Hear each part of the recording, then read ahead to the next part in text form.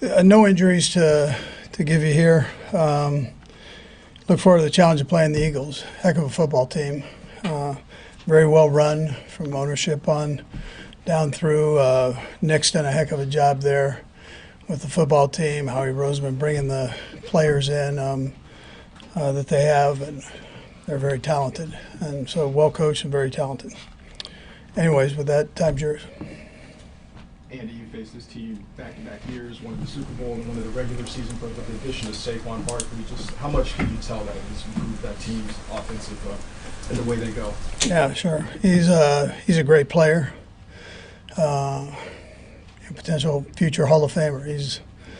He was tremendous at New York, and he had a great year this year with the Eagles. So he's helped them. Especially the rush game, but he can catch the ball. They've got a quarterback that can throw the ball and two wide receivers out there that are tremendous, and a couple tight ends too. So they're fully loaded on the offensive side. But to answer your question, he's been a great addition for him. Andy, with your love of the history of the game, I don't recall whether did you watch Super Bowl IV when it happened as a kid? Yep. Do you remember? Nope. I remember. Yeah, I watched all of them. Yeah. Well, that goes back even before your pump passing kick episode, I guess. So. Yeah. That was, yeah. Would you ever consent to being mic'd up during a game, like Hank Stram was? Yeah, I'm not big on that. But. Have you ever run 65 tower trap? We did last week. Yeah. We ran it last week. Yeah. The one that Pacheco caught. Tried to score. We didn't quite score, though. Wasn't as good as the one they ran. You've done the Super Bowl in New Orleans before. What do you remember about that? What, 97 game? Yeah. It was a great city. And the hospitality was unreal back then, as I'm sure it will be now. They know how to put on a show. And but as coaches and players, you don't get into too much of that. So, but it's a great city. For the fans, I think it's great. Yeah.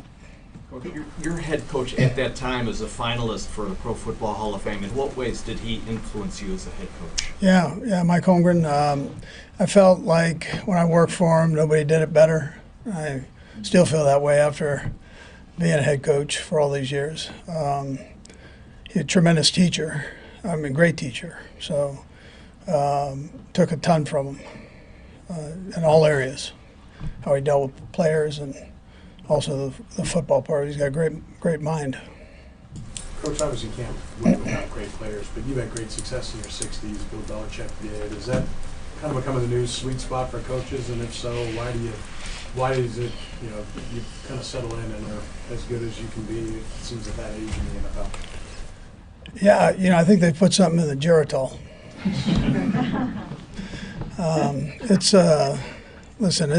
I don't know. It's probably the experience, I guess, if you had to.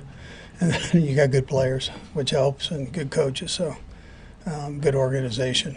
We were fortunate to have all of those things, if there's something in common, with that. But is patience one of them? Do you find that, Yeah, I think you're probably more patient. You've seen a lot to get to that point.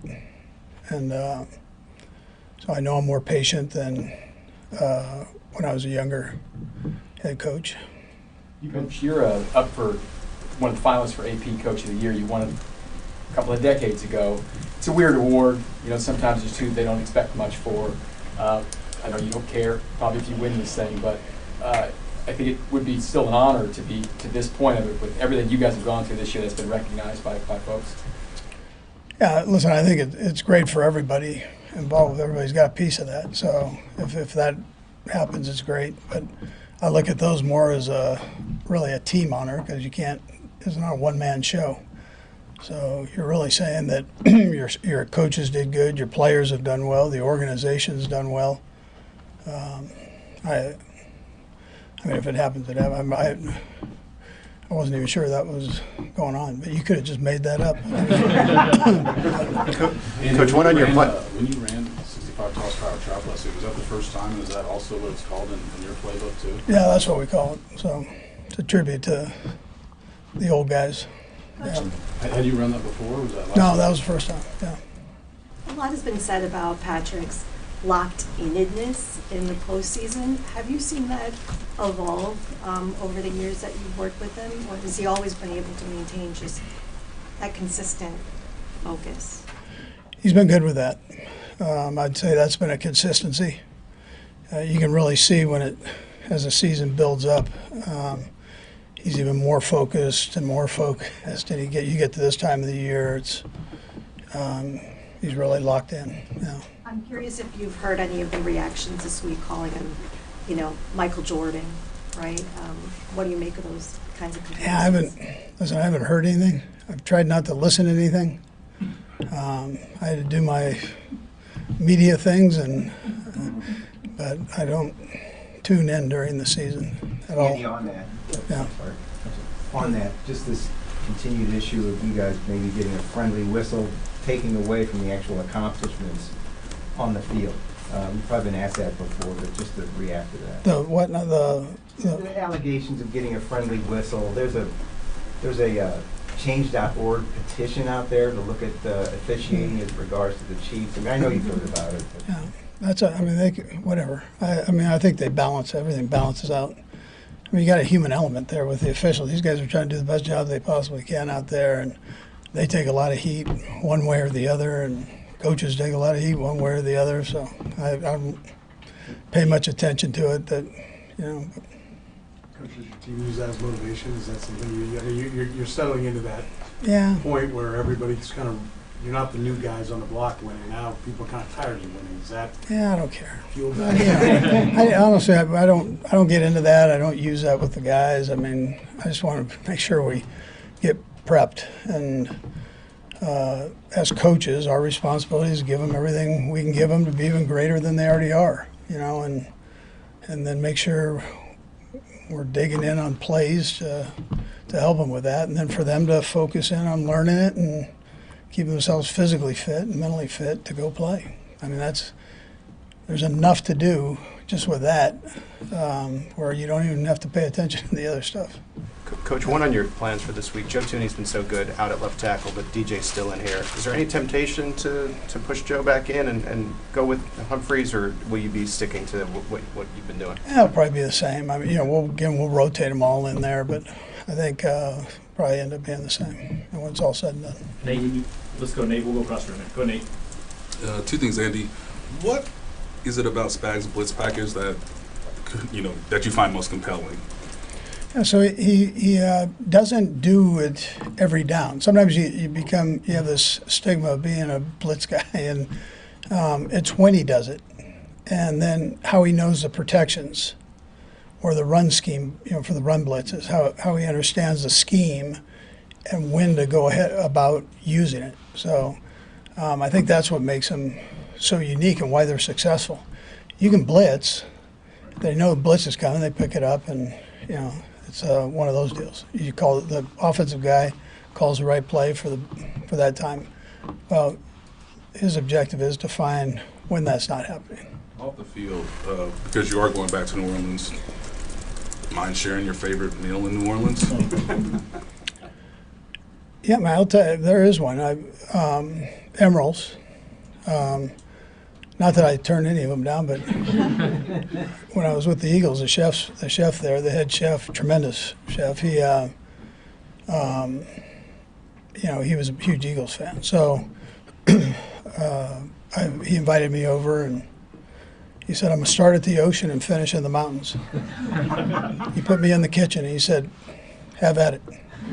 So he says, I'll stop when you're full. So 4 hours later, we were done. You worried he's going to poison your food this week then? I probably won't go there. Dave? Andy, I was wondering if you could sort of reconcile the Brett Beach that used to run out and get you hamburgers as an intern in Philadelphia with the Brett Beach that goes out and gets you players now. And did you ever foresee this happening in his career way back then? Yeah, I thought, listen, you could see right from the get-go his energy and how smart he was. And then his passion for the player side of it. So those guys that came in, I gave them the opportunity to either go personnel or go to the football side. And he was so passionate about the personnel side and just digging in with it and finding guys. You know, and you look at Deshaun Jackson and McCoy and Cox, all those guys, he's throwing those guys on my desk saying, you got to get these guys. So he just had an eye and a knack for it, and that hasn't changed. Yeah. We'll do last three, Rob, Sam, and Vahe. Go ahead, Rob. Coach Reid, your advice to the rookies and the players experiencing the circus of opening night for the first time? Yeah, you know what's kind of neat about that is you get people from all over the world that show up. Now some of the questions are a little bizarre. So our Brad G talks to them just about you know, how you handle those. That's important. It might be a joke for them, but you know what you say is what you say. So you got to be careful how you present it and present yourself. So for the rookies, that's all new. The veteran guys kind of know that, but the rookies, it's kind of a wild event. Sam? Andy, I'm sure the players are hyper aware that there's so many people watching this game. You guys have played in big games before, but I'm sure nerves can still be a part of the equation. What's the key sort of early in a game of this magnitude? Yeah, I think it's, first of all, it's preparation before you get there. You've got to, you got to make sure that you have everything going. You know your juices are going to be flowing, so you've got to make sure you get in there and prep, and so you're not thinking about things while your juices are going, as much as you're just going out and playing. But yeah, no, you get excited. Yeah, it's an exciting game, but you don't want to hide that either. So and then you just kind of settle down as you go through. Vahe? Andy, I know you've got the nice relationship with Bill Belichick, and you just did the podcast with him. Did he, when you won over 300, did he specifically reach out to you and congratulate you for that? I believe he did. Yeah, yeah. He's I mean, he's a good friend, so he's great with all that stuff. He's he's the guy. This is all old hat for him. So I have a ton of respect for him as a coach. So, but he's also a friend. Yeah. So not like welcome to 300 or anything like that. No, he's never going to really reach the real 300. There's a lot of cheeseburgers that went into that 300. Okay, thanks, Coach. All right. Good. Yeah.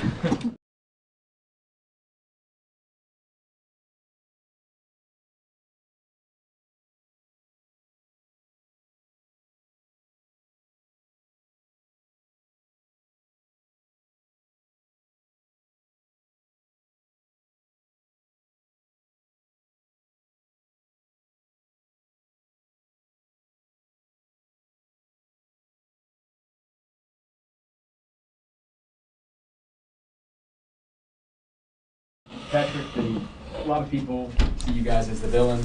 Either sick of the Chiefs, whatever. I mean, what do how do you feel about having everyone out to get you guys like this?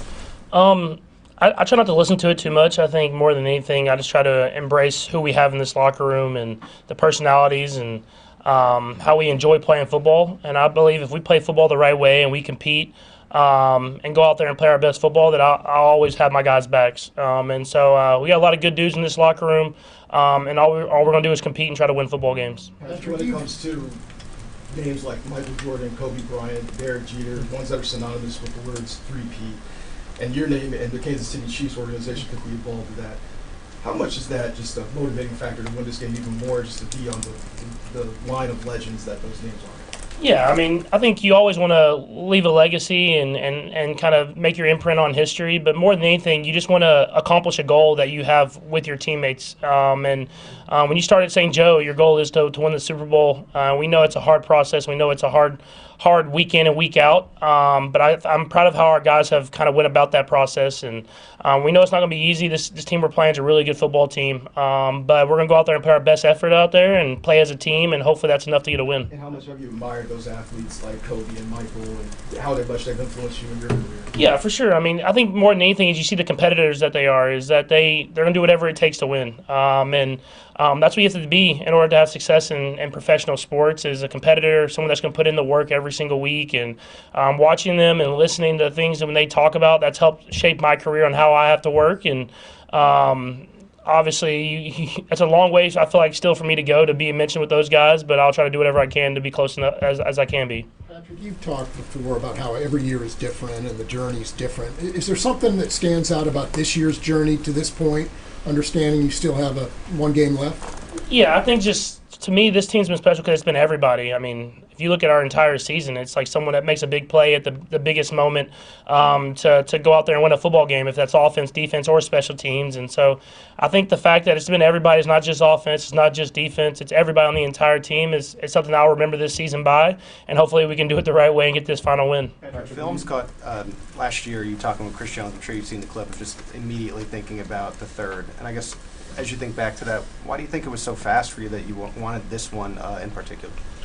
I don't know if it was just this one in particular. It's just when you're on that stage and you're celebrating, you start thinking about the guys that are coming back. You think about how young that football team was last year, and you knew that we had a chance to be in this position. And even though you're winning and you're enjoying that moment, you enjoy it, but at the same time, you have a bigger picture of your entire career, and I want to have as many chances as I can to be in the Super Bowl. And it's cool to have guys like Chris and Trav that I've kind of spent my entire career with and won all these games with, and there's a few others with James, Winchester, and Harrison, and I'm probably forgetting someone here or there, but it's cool to have these guys. We've built such a great friendship and almost become a family, and I think that's really cool. Patrick, when you look at your Super Bowl success, the way that you won, a lot of fourth quarter success, and obviously last year even overtime, is there a point of emphasis to, I mean, you always want to start fast. Is that something that has popped in your mind at all? Yeah, for sure. I mean, not just start fast, but just be consistent throughout the game. I think there's been games where we started fast and we have lulls, but you have to be able to deal with adversity, and whenever you have those moments, just being able to respond. And so we've played a lot of good teams in the Super Bowls, a lot of good defenses, and we've done a good job of kind of figuring out. But if we can start fast, obviously it would help out and make it to where we don't have to necessarily have a fourth quarter comeback every time. But however you find a way to win, you find a way to get a win. Andy mentioned the fact that you guys ran 65 toss power trap last week. I wondered what it was like calling that in the huddle, and what the appreciation you have for the history of that play too. Yeah, for sure. I wish I would have scored. It got close, yeah, the history of that play, the history of this organization, it runs through this entire team. I mean, just like last week, getting that Lamar Hunt trophy back at home, I mean, it's special for us, and that's one of our goals is to get that trophy and to win it at Arrowhead. It's a special moment, and so being able to run that play, one that I've watched and one that we have a room named after, next time we'll just try to find a way to get it in the end zone. That play happened like 25 years before you were born. So what do you know? What do you know about it? Well, it's. I think what's cool about this organization. I know what's cool about this organization is that we always go back and look at the history of it. And if you look at Hank Stram and Lynn Dawson and all the Hall of Famers, I think it's like 6 or 7 Hall of Famers on that football team. We go and we have museums and we learn. And I talk to other guys and other quarterbacks whenever they come in our room, like Carson or Chris or whoever that is, about the history of the Chiefs. And so I think that's the cool thing about the NFL is that you can look back at these special moments in organizations and really what defines organizations. And so that was a huge moment for this organization. What makes you guys aware of those things? Is it Andy? Is it Beach? Is it Donovan? Is it somebody else? It starts with Clark. I mean, we talk about it before every single training camp.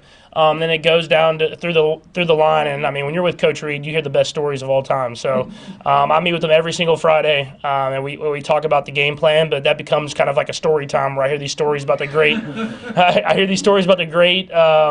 untold stories of the history of the NFL. And one day he's going to write a book because there's some great ones in there.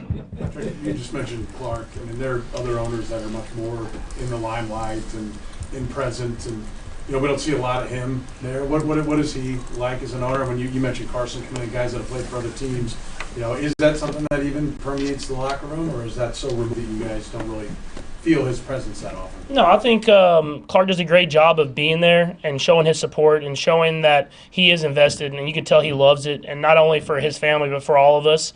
And then at the same time, letting Coach Reid help run the organization, the football side of it. But he has a huge impact on this organization. The way that he comes to work every single day, and he's there, and he's always there. I mean, it is really cool to see. And Texas guy, so all the best are from Texas. We'll go four more. Go ahead, There you go. Vahe, Nate, and then you go there.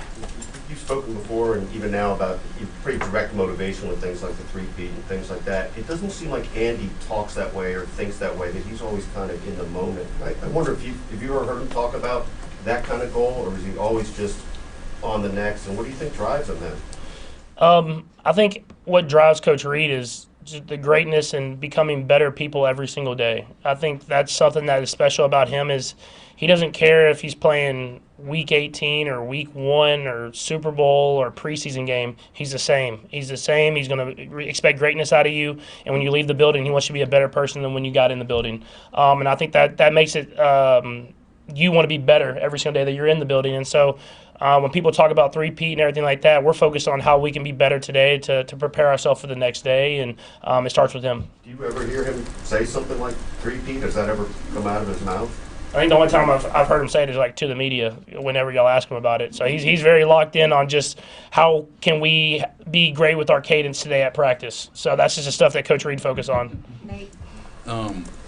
Patrick, I think Clark mentioned this after the game on Sunday, but the experience of having Kareem at your wedding and that being a catapult moment that maybe you didn't know at the time that would lead to him having this redemption arc, just what do you appreciate most about what Kareem's done this season? And I guess in a simple term, why did you choose to invite him to a pretty significant day in your life? Yeah, I mean, I think first off, with Kareem, obviously he made his mistakes, but I knew the person before and I knew the person after, and I knew that he had a good heart and he had to learn from his mistakes and become a better person because of it, and he did that. He dealt with the consequences, and he's kind of tried to rebound and just be a better person for the community more than anything. And so just knowing him and how close he was to me, but also how he treated Brittany and how he treated my family has always been special. And so I wanted to have him at my wedding. I didn't think anything of having my coaches. I was just having all the people I love at my wedding, and obviously I think Coach Reid talked to him there, and they were able to talk about just things, and we never knew that was going to be coming back to the Chiefs, but getting him back now, you can tell he appreciates the moment. He appreciates being out there on the practice field and being in the building, and it's been fun for him to have the impact on this team that he's had, and it's been a big impact, and to get to the Super Bowl with him, because as someone that I was one of the first people I met when I got to Kansas City, and not to be able to enjoy those Super Bowls with and to finally get to enjoy one with him will be a special moment. Hopefully we can get a win. He can enjoy that too. Patrick, you've got some guys like yourself and Chris, Travis, like to trash talk onto the field.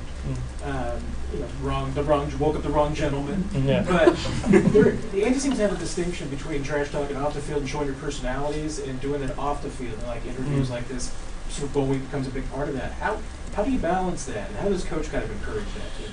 Yeah, well, for me, I'm pretty good at. I don't really talk trash unless I get trash talked to me. So I'm usually pretty calm. But Coach Reid is great about showing your personality, and we want you to go out there and play with fire, and we want you to show how much you care about the game.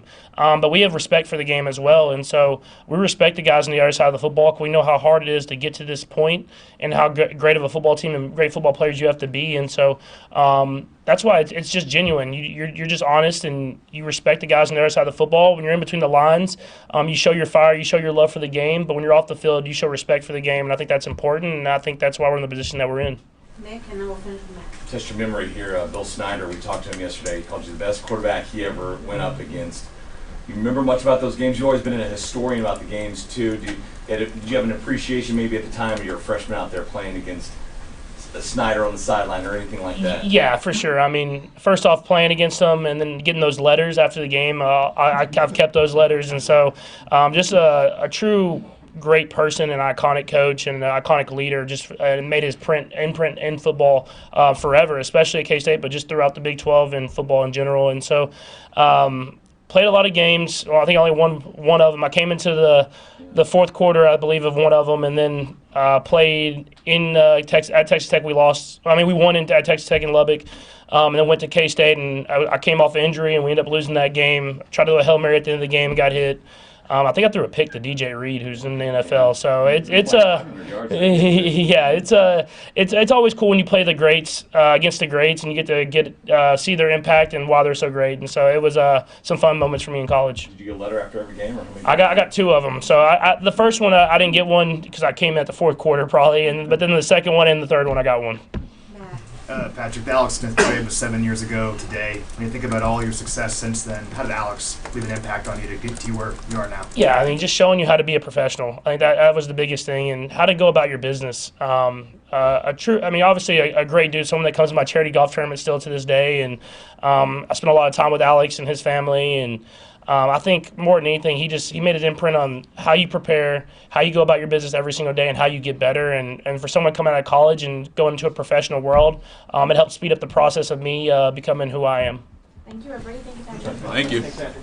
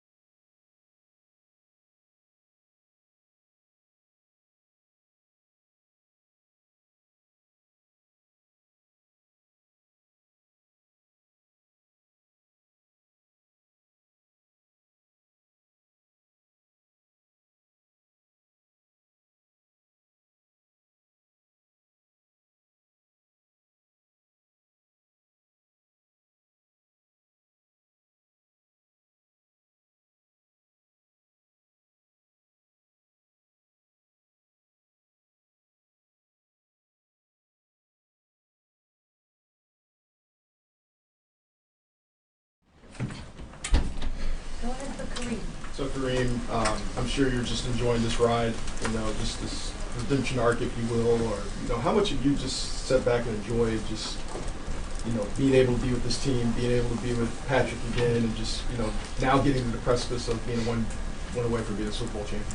Yeah, man, very grateful for it. Opportunities like this don't come often. It's only 2 teams left, and now we got to just finish the job. The job ain't finished yet. Kareem, when you were, Was there a time you thought, hey, I'm never going to get there? When you watched your old team go, and you thought, boy, I'm never going to get my time. Yeah, I definitely thought that. It went through my head for sure. I didn't know if I was going to get the opportunity to, really step back out there on the field. And also, I tried everything to, help, when I was in Cleveland, bring one there. But, look, it's not easy. And I'm grateful to be here, in this, good organization that just, got the juice. They know what they're doing, and, they know how to, plan the second season. Kareem, when you went back out on the field Sunday after the game, I think you posted a video on your Instagram. What were you thinking about as you were walking around out there? I was just taking it all in. It was, making it, feel real. It was hard. It didn't feel really real at the time to know that you're headed to the Super Bowl, and I feel like that's every football player's dream. Everybody in the NFL, dream to win a Super Bowl, and they work every day to, every 32 teams come in all right, this our year. We trying to go to the Super Bowl, so that's for everybody. For your time in Cleveland, you guys were successful. Almost won a game here in the playoffs and all that stuff. What's the secret sauce? What's the difference? You've been in both kind of places. Honestly, I would say the way we work. We focus on the details here. Every little thing matters, and everybody just playing for their brothers. For the person next to you. You don't want to let the man next to you down, and we got to do our job. Kareem, the 4 Super Bowls for the Chiefs since you've been gone. Did you watch all of those? Every one of them? No, I think I only watched 2 of them. Other than that, I wasn't very interested in watching them play in the Super Bowl. The ones you did watch, what was that like for you?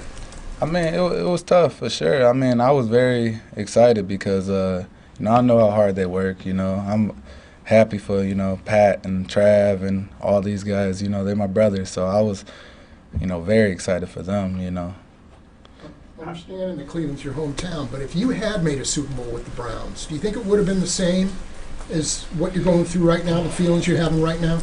I mean, it would be a little different. I mean, I feel like, that's the hometown. I love Cleveland to death. So, I mean, it would definitely be a little different. But honestly, it kind of mean a lot more, here because, that's where it started for me. And, to come back here and help win one, especially, three-peat, that'd mean absolutely the world. Earlier this week, Andy Reid put it this way, that you called him when you were waiting back home. What was that process like from your end with your agent of, maybe you saw the injury happen in Kansas City and you said, like, let's read. Was it your idea or was it his idea or just how did that go about? I mean, yeah, I was watching football. I saw the injury, but I didn't think nothing of it. I was like, oh, it probably won't happen. But next morning, my agent's like, man, I don't know. You want to shoot them guys a text or something? Just let them know. I mean, I was like, that ain't a bad idea. I'll text Pat and Coach Reid. I mean, shot them a text and just was telling them, like, I've been grinding, man. I'm hungry and, I want to come help y'all. So if y'all got a, spot for me, I'll come put in the work. He said he'll get back to me, and he ended up getting back to me later on, like an hour later, 2 hours later, told me to get ready for a flight. Let's go a couple more. Sarin, Michelle, Nate. Just to follow up on that, who got back to you? Was it Reid? Coach Reid, yeah. He said he's going to talk to Beach, and, he'll get back to me. How do you feel right now? They're getting the time off, and, how's the body feel? And, I know it's a long season, but it's a little shorter for you, but then you get that break at the end. How healthy do you feel? I feel healthy, definitely, not playing that last game of the season helped, and just getting my body back. And right now, everybody pretty beat up, but hey, we got 2 weeks. I feel like I'm going to be feeling great again. Kareem, I've talked to you before about what makes Patrick so good as a leader in that locker room. I'm curious what you think makes him so good on the field in the postseason. He just steps up whenever this team needs him to. I mean, honestly, he might be the most competitive person I've ever met. So I know he hates losing, I hate losing, and when he puts his mind to that, he just goes out there and does it. Whatever it takes, running, throwing, getting tackled and throwing the ball. He just, he's one of those guys who's never going to give up on the play. Nate. Kareem, if I could, that first game you were in uniform in Los Angeles, just what do you remember most about that game? And I guess, what do you remember about how your body felt the next day, given the fact that you had no training camp, you had no preseason? Honestly, I just was, excited. I definitely shed a few tears before the game because I had on that, red and white again, and it was like, it's real, it's here now. All them long days going up to my high school and grinding.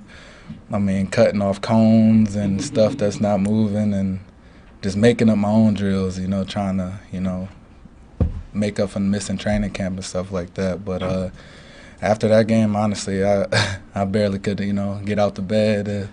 It was tough, man. It was just like, I mean, I did all this hard training, but nothing compares to actually going out there and getting hit and getting tackled for 3-4 quarters. And it was tough because now I was like behind the ball a little bit. I had to focus on my recovery early when I was getting back. Spent every day in the training room, getting there at 7 a.m., 6:30 sometimes, just, working on my body, trying to, stay up to speed so I didn't miss no time because I've already missed a lot of time.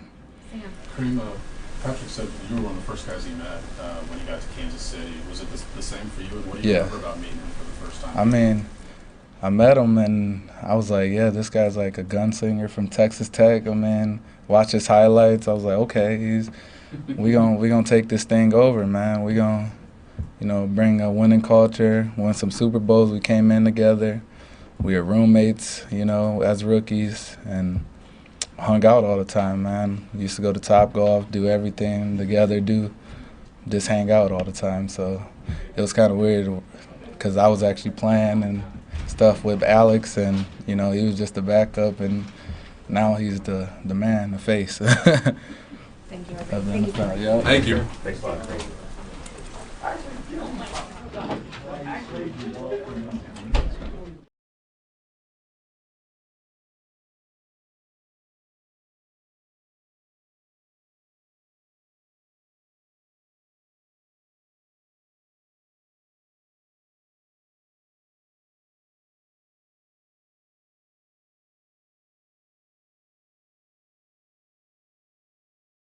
Fire away. Rock, paper, scissors champion, huh? Congratulations on the baby. Just talk about that and how things are going. How's mom? Yeah. I mean, most exciting thing that happened over the last couple weeks for me. We're trading off getting some sleep right now. But it's just the usual things, you know, feeding, sleeping, cleaning diapers. We're getting a lot of practice at those.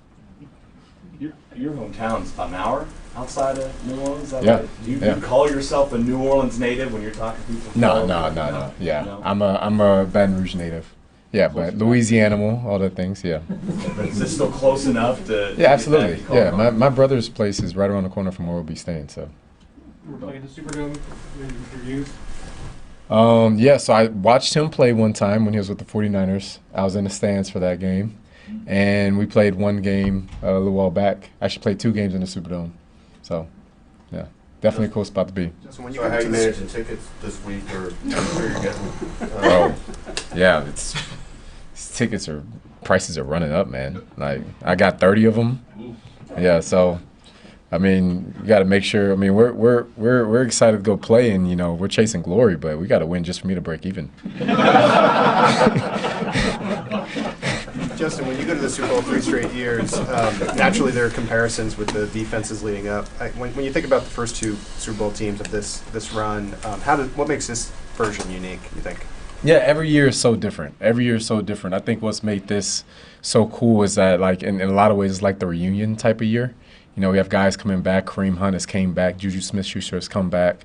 Other guys, Jody Fortson has come back too. For me, I played with D-Hop before. He's come to the team mid-season, been a huge help. So it's about overcoming challenges and injuries. I think this is the most injury-riddled year that we've had. And, you know, overcoming that and still finding ways to go out and get wins, no matter if it's special teams, offense, or defense. Justin, it seemed like obviously you watched film of the play with Shakur where he's in motion and you stop. Can you take me through that play? Yeah. So, I mean, film study. Coach Merritt, Coach Donald D'Angelo. We have conversations. I meet with them at 7 a.m. for about 30 minutes before the rest of the meetings start. And through film study, I just recognize a formation that when they get in that look, trip speed for strong, and Shakir is somewhere in that number 2, number 3 spot that they a lot of times do RPO. They did it like the first or second play of the game. They did it again later in the game, and I just shot my gun at it. What's that feeling when that homework pays off in that way? Yeah, I mean that's what we're here to do. You know, film study, any way that you can find an edge, and then you're able to see that and apply it on field. That's where you make some plays and hopefully turn the tide in the game. The big blitz at the end was obviously a huge play, and Steve's known for that. I'm just curious, when you get in here, I'm sure you heard a reputation of what he is and what he does. Is there a moment when you first start seeing all the blitzes and what he'll call and when he'll do it, where you're kind of sets you back, kind of shocks you on how aggressive he can be at times? Yeah, no. You get used to it. I mean, my first year here, like the amount of different pressures and cover zeros and simulated pressures, like the sheer volume of it was like a little bit like, whoa, this is really deep. I haven't been a part of something like this before. But as you get a ton of reps at it and you start to get a feel for the defense and start building your confidence in it, then you start to be like, you're almost hungry for it. Like, yeah, let's put in more. Like, let's put in something else that somebody hasn't seen. And then you just keep building that arsenal, and he's able to pull from it whenever he wants. We'll go Vahe and then Nick. Justin, of course, you're working more directly with Steve and other coaches on your side of the ball, but I wonder what you attribute Andy Reid's success to, and what you've seen in him that suggests he could be this kind of a couple of things. One is just his sheer consistency. He is the same guy every day of the week. You know exactly what you're getting, and the standards are known and they're expected and they're demanded, honestly. And you know, we go out and we play at at Chiefs level of football. And then 2 is he's like I said this the same thing about Coach Spags last week in a presser, but I mean it all stems from the top, right? Coach Reid builds things around his players, like he highlights strengths, and he'll bring a guy in and he'll create plays for him and he'll do different things, and he might go back 30 years in tape and find a play and bring it out and be like, well, I know we have this guy and I want to highlight him and his skill set to do this week. And he's really creative about it and they have a lot of fun doing it. So it's a fun environment to play in. The amount of consistency here, just to have a routine that you know and the standards are expected, it's awesome to play in, to be in an environment like that. And I think that's a huge credit to what our success has been. Do you also see his ability to connect directly with players individually? I mean, is that something you can see even at your distance? Yeah, absolutely. Like he allows his coaches to coach, but he also, like, when he feels the need to have a personal conversation with guys, he's had a handful of them with me over the years, both on positive things and things that he thinks that I could improve on or whatever it is.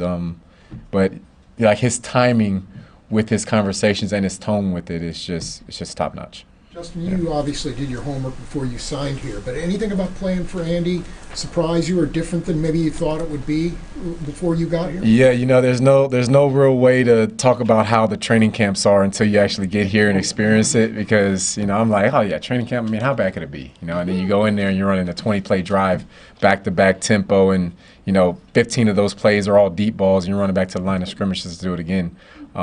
Just so tough, but the dividends it's paid, just, you know, it just makes you believe in it. And once you've experienced success doing it, then it's like, okay, this is the way that needs to be done. And, you know, players start building and buying into that standard and demanding it of each other. And then that's when you start building something really special. Nick, and then we'll do one more. Justin, what does it mean to you to be a part of DeAndre getting the moment of being an AFC champion and playing in the Super Bowl or Kareem? Yeah, bro, I'm so excited. I mean, I sent a tweet out 2 years ago, like trying to reach out to D-Hop to get on, hey man, come win a ring in KC, and get to make good on that promise and have an opportunity to do that next Sunday. So so excited for those guys, and it's the best to see players like their first time winning an AFC championship or winning a Super Bowl. That was just me 2 years ago, and getting spoiled, getting an opportunity to go and do it a third time. But like those first time guys, it's so cool seeing the look in their eye and their excitement. Speaking of those first-time guys, your advice for them to handle the circus known as opening night? Yeah, put the work in early. Put the work in early so that you're not playing catch-up next week when you're already doing 50 interviews and your schedule's crazy and, you know, everything's just different. Have your tickets set up, have your family settled. Take care of all of that this week so that way you can just focus on ball. We're not there to have a vacation. We're there to win a football game, and that'll be the focus. Thanks, Justin. Yeah. Thank you, Justin. Yeah, thanks.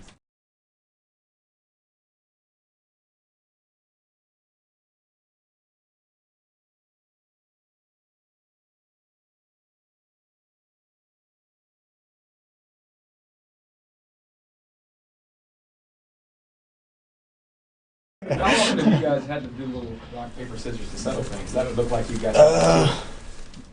Not too much. Honestly, that's more my thing. Whenever we're doing something, even like on the field, we got to go cover somebody or a blitz or something. I'm just like rock, paper, scissors it out, but keep it easy. Say it again. Your go-to is rock. Come on now. You see, like, I can't say nothing. So Jalen Hurts has been criticized this season just for not being able sometimes to put up consistent yardage. That wasn't an issue for him, obviously, last week. What stands out to you about how he's playing right now? Yeah, I mean, I think over the whole season, yeah, you can say his stats weren't that great, but I think he was still a really good quarterback, you know. The supporting cast he has as far as O-line, running backs, receivers around him allows him to play more freely, and I think over these past few games he's really been able to trust his guys out there, you know, trusting his feet, scrambling, and also just trusting his arm and trusting his receivers. Steve's unafraid to bring defensive backs on the blitz. What's that feeling like when 22 gets the call to go in and go do it? I love it. I always tell people I have the biggest smile on my face when I'm blitzing. Like, that's my dead giveaway if you line up against me. Like, I have the biggest smile on my face. So I think it just goes back to Coach Spags just trusting us. You know what I mean? When you blitz, there's some holes in the defense. Some guys may be put in awkward situations. So whenever he sends a blitz with the game on the line, you know, he trusts the back end and trusts the people blitzing. Trent, you're part of the 2022 draft class that knows nothing but winning Super Bowls. You know, how much do you and George and Brian and Leo and all those guys that came in together? How much you guys sometimes think to yourselves like, yeah, this is all we know is winning? And what did you learn about the culture beforehand that made you guys carry it through to know that all you know is winning Super Bowl? Yeah. I mean, surprisingly, we don't really talk about it that much. I think since it's still early on in our careers, just the day-to-day grind, just like that fight to just keep getting better and keep proving yourself is still like the main thing to us. I think last Sunday, the AFC Championship game was like the first time we all really like just took a moment with each other and hugged each other and just was like, wow, like this is an amazing moment. And then you walked right back in the locker room and you can just see the focus in guys' eyes and just understand that there's still so much left to prove. But it's been special to be a part of a group like this, coming in as rookies. I think the vets, the leaders, kind of just set the standard and the stage. We came in after they lost the Cincinnati Bengals, and the emotion about it, the energy about going back and understanding how much it meant to them to lose it was huge. And that kind of just set the basis for us moving forward. Once you got the fourth down play call and saw how Buffalo was lining up, what was your confidence level that it was going to work out the way it did? Honestly, whenever Coach Spags calls a blitz, I'm usually pretty confident. I think especially late in the games, he does it very well where you never know what side the blitz is coming. Guys may say, yeah, they're going to blitz, but you don't know which way it's coming. And I heard the O-lineman actually check the protection the other way, and right after that, I was like, we got him. So when I blitzed, Reid was in front of me, George was in front of me, so I was just like, you know what, let me just back up. Like, I don't even blitz no more. Y'all already got him, and yeah, it was just a good feeling. Trent, obviously the Eagles' two primary receivers are built quite differently. Yeah. What's the challenge of preparing for both of those guys simultaneously? Yeah, A.J. Brown is your big physical receiver who can really make all the catches. He does the dirty work. Definitely a deep shot guy that Jalen trusts. So you got to be physical, you got to be on your P's and Q's, and you got to know what routes he likes. And then you got Devontae Smith, who, is dynamic, who can stretch the field, who's fast, who won the Heisman in college. So a lot of respect to both those dudes. And I think the defensive back room just understands the challenge that we're presented with. Couple more. How much are you looking forward to face A.J. Brown after the first Super Bowl? Yeah.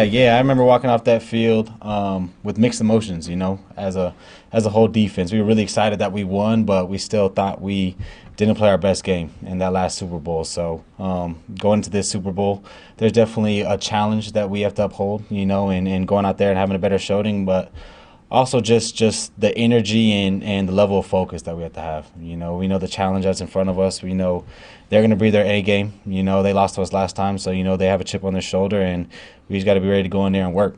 Trent, I know you said you don't really talk about it with your draft class, but you got to have buddies from back in Washington that maybe in the league or even high school guys, and they ever give you a call and be like, what the hell, man? Yeah, no, I've had my fair share of people looking at me and just being like, how are you in this moment? Like, how does it feel? All these things. And usually it's like when I'm working out, so I'm just like, it is what it is, and kind of ignore them. But yeah, just trying to talk to people at Washington, talk to people around the league, like you can't really put into words like how it feels to be a back-to-back champion or how it feels to go back to another Super Bowl. I always just tell them just watch on Sunday, and after the game I can give you a little more details about what it's like. Last one. Anyone? Great. Thanks, Trent. Appreciate y'all. Thanks, Trent. Yeah.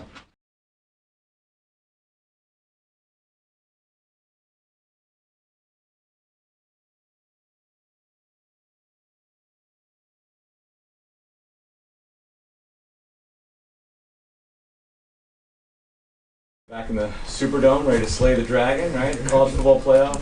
Man, I was hoping to get back in there, man. Lost my last one in there, so just get a chance of redemption. I mean, at the time, that was the biggest game of your life, right? Yeah. Yeah. What do you remember about that? I got this picture in the end zone when I was sitting in the end zone. They doing like the ceremony, so that's just like my memory. My memory bank. Motivating. It's my motivation. Yeah. Xavier, talked with Brennan, and he was telling me just how he always believed in you. Just what was it about not just him, but just all those people in your youth that believe in you to make it to where you are now? Yeah, Coach Marion actually came from my youth, which is crazy how he coached me in college. So, like, Coach Marion was, like, one of the coaches that gave me, like, my first offer.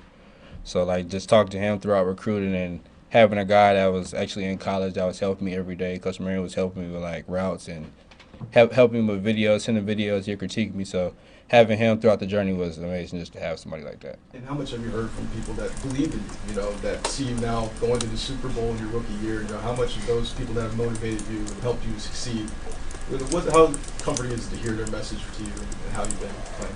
Man, it's amazing because the people around me, they're my hardest critics. I mean, just they'll tell me when I'm wrong, they tell me when I'm right, but now everybody's telling me I'm right. So you got to kind of got to tune it out and just listen to the people that got you there the whole time.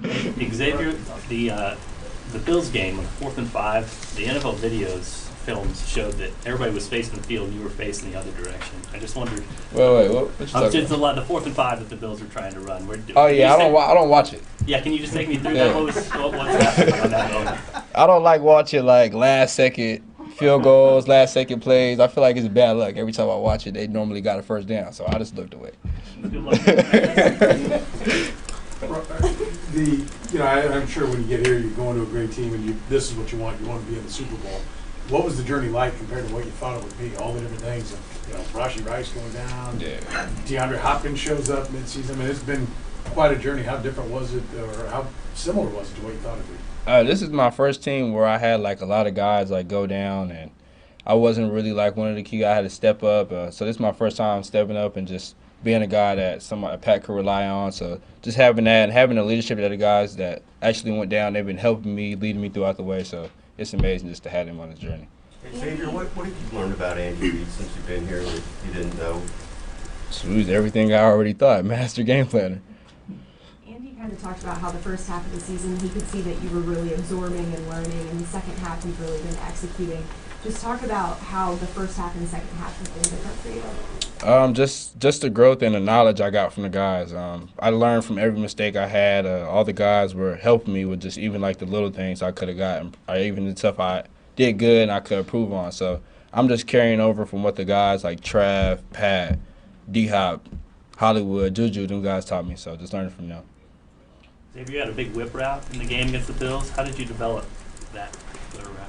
I feel like I always ran a good whip route, even in college. So just I feel like route running was like a thing that I kind of could work on, but I feel like I had a good feel for. So just like you said, like I said earlier, just learning from the guys like Trav. Trav is one of the best at the league of getting open in zone and feeling man and knowing leverage. So just learning from him. The play that you come down with the ball, with contested catch, and what do you have time? Do you have thoughts? Do you have a memory of what it is that he's got it? I got to get it back. The crazy part is I just feel like I felt my hand hit the ball and I just tuck. I try to tuck as fast as possible. You used to winning strength battles, right? Is that your game? Must. Couple more.